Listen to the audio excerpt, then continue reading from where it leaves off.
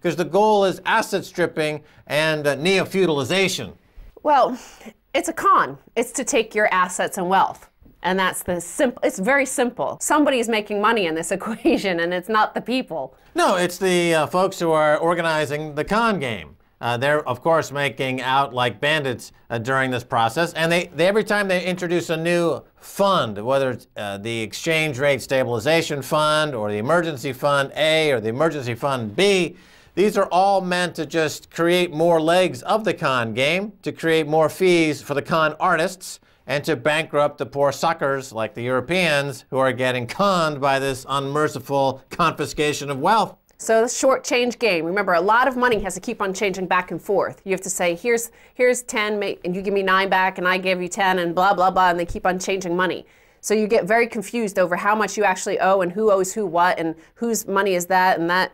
So solidarity, Euro-style, Finnish loans, ECB bond purchases, EFSF, tough love, and assorted horror stories from the postmodern Euro workhouse.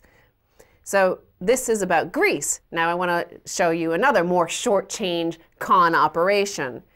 Yannis Varoufakis is writing about the bankrupt Greek state was recently forced by the Troika, remember the ECB, IMF, and EU, to borrow 4.2 billion euros from the EFSF so as immediately to pass it on to the European Central Bank so as to redeem Greek government bonds that the ECB had previously purchased in a failed attempt to shore up their price.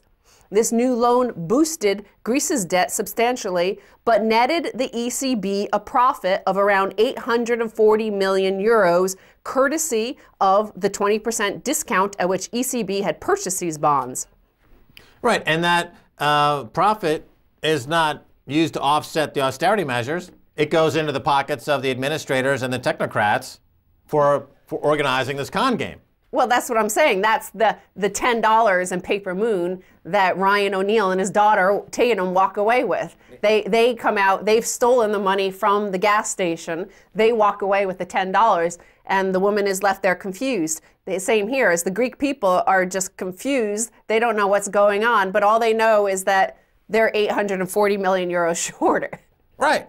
And they know, the con artists, like the European technocrats, know that the victims of the con, the Europeans, whether it's the Greeks or the Spanish or the Irish, the instinct, they're too polite to question the con artists because they're smooth talking, they wear suits, they have nice hats. You know, they come in there and they talk a good game, and they thought, well, maybe we're wrong. Maybe we're the ones that need to re-examine our position. And they're very polite, and the con artists walk out the door with their money. Well, they're confused as it's going on. Later, when the lady in Paper Moon counts her money, she's going to find out for sure that she was $10 short. Now, we find this over and over in Europe. Well, we suddenly found a black hole of debt. We don't know where this came from. There's suddenly, in this case, there's going to be 840 million euros short in the Greek state. And they're going to say, we don't know how this came about. It's short. How did this happen? And people are going to blame the government. But nobody knows that it was actually the ECB and the bankers behind it that defrauded you. Right, and we've seen this before too. In the UK, for example,